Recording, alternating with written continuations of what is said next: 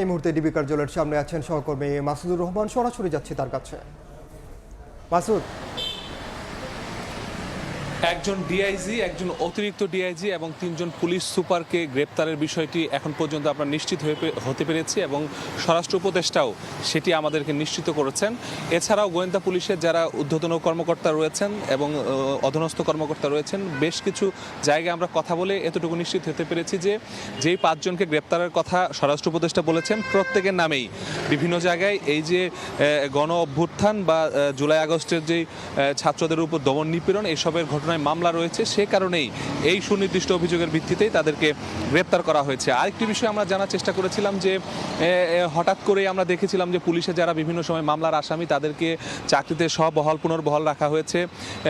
এই বিষয় নিয়ে বৈষম্য বিরোধী ছাত্র আন্দোলন, জাতীয় নাগরিক কমিটি সবাই আন্দোলন করে আসছিল এবং এর পরিপ্রেক্ষিতে আমরা দেখলাম যে গাজীপুরে একটি ঘটনা ঘটার পরে যেই নতুন অপারেশন শুরু করা হলো এবং ডেভিল হান্ট, এই অপারেশনের ঘোষণার পরপরই আমরা দেখলাম একের পর এক গ্রেপ্তারের খবর এবং এই যে 5 জন, এই 5 জনের মধ্যে 4 জনকে গোয়েন্দা পুলিশের কার্যালয়ে আনা হয়েছিল বলে আমরা নিশ্চিত হতে পেরেছি এবং এর মধ্যে 3 জনকে বিভিন্ন জায়গায় তাদেরকে যাদের যে থানায় মামলা রয়েছে সেখানে হস্তান্তর করা হয়েছে বলে জানিয়েছে। আর একজন অতিরিক্ত ডিআইজি শহীদুল্লাহ, তিনি এখনও এই ডিবি কার্যালয়ে অবস্থান করছেন এবং তাকে এখনও এখানে রাখা হয়েছে। তাকে কোন মামলায় গ্রেপ্তার দেখাবেন বা তার বিরুদ্ধে রিমান্ড চাইবেন কিনা এই বিষয় নিয়ে আসলে এখন আলোচনা চলছে।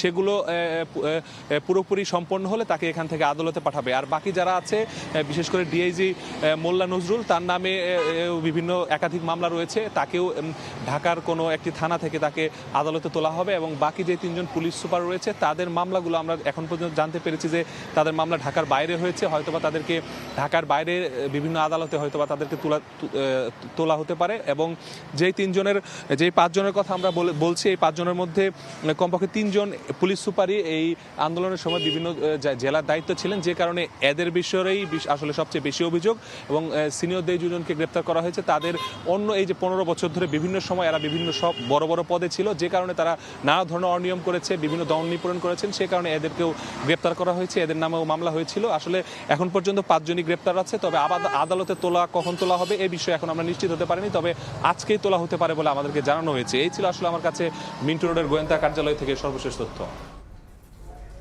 সরাসরি যুক্ত ছিলাম ডিবি কার্যালয়ে।